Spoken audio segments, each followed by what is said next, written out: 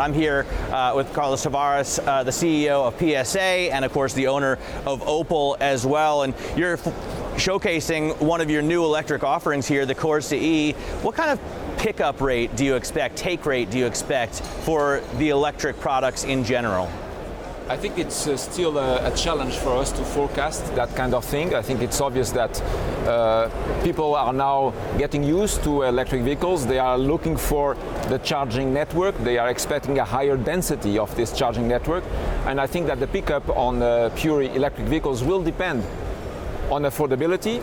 That's clearly one of the expectations, on the range and on the density of the charging network. Those are the three things that need to be aligned for the consumers to feel comfortable, and we are ready, as you said, we are ready with the technology from the PSA group, with a brand new Opel Corsa Electric, and hopefully this is going to pick up under the conditions I've just explained. Do you have a solution, or have you talked to your competitors or governments about speeding up the charging network installation?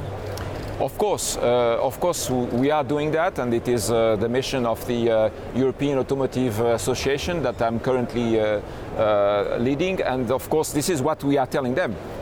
What we are telling the governments is you need to show the density of the charging network, because you would not buy an electric vehicle if you are not comfortable with the idea that you can charge it quickly. Despite the fact that many car makers, and specifically PSA, are bringing fast chargers, we need to give this sense of comfort in terms of charging network density. This is where we believe the governments should do more, and of course there will be a question about what is the profitability of the charging network for the operators of that kind of service. That question will pop up, and that question will pop up also with the tax revenues that at one point in time will have to shift from petrol to most probably electricity. So what will happen at that moment in terms of profitability for the charging network operators? That's also a question that the governments need to clarify. Well, of course, so long as it's not powered by coal, it should be better for the environment as well. It's not just about profit for governments, right?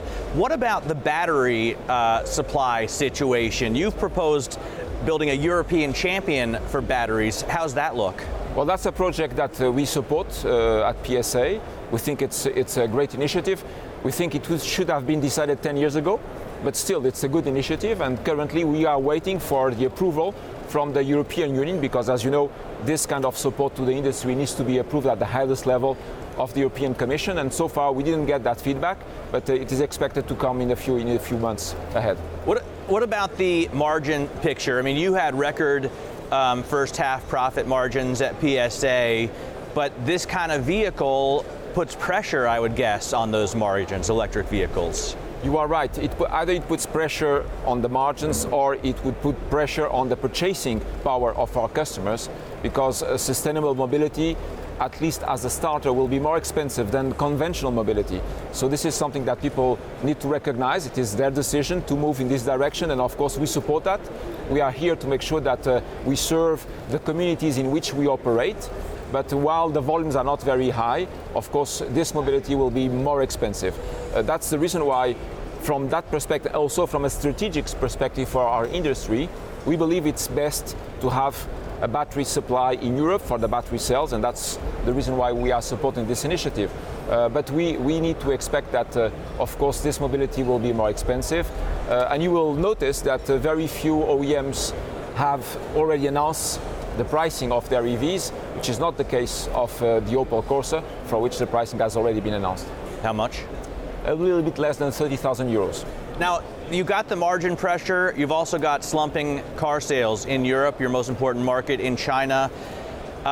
Do you have to focus then on cutting costs, on downsizing? Is that the mode that PSA is going into? Well, at PSA, as you know, we are used to that. We have been looking for more efficiency and effectiveness, with a frugal mindset in our company for the last 6 years, since we faced near bankruptcy back in 2012. So we are used to that. To a certain extent, we are trained and fit for that. So we feel that this transient period, this transformation for the industry, is going to be a challenge for many OEMs. It's going to be a kind of Darwinian period for the industry, but we are ready for it. We have been preparing for it over the last few years. I think we have now the technology in our company, the electrified technology. We have the profitability and a very clean balance sheet, and we have the management and the capability to execute our plans. So we feel good about it, but hold on. This is going to be bumpy for the next few years. What will you do in case of a hard Brexit? Boris Johnson seems intent on leaving the European Union on October 31st. Will you have to shut down your plant at Ellesmere where you produce the Astra? Well, first I would like to step back a little bit.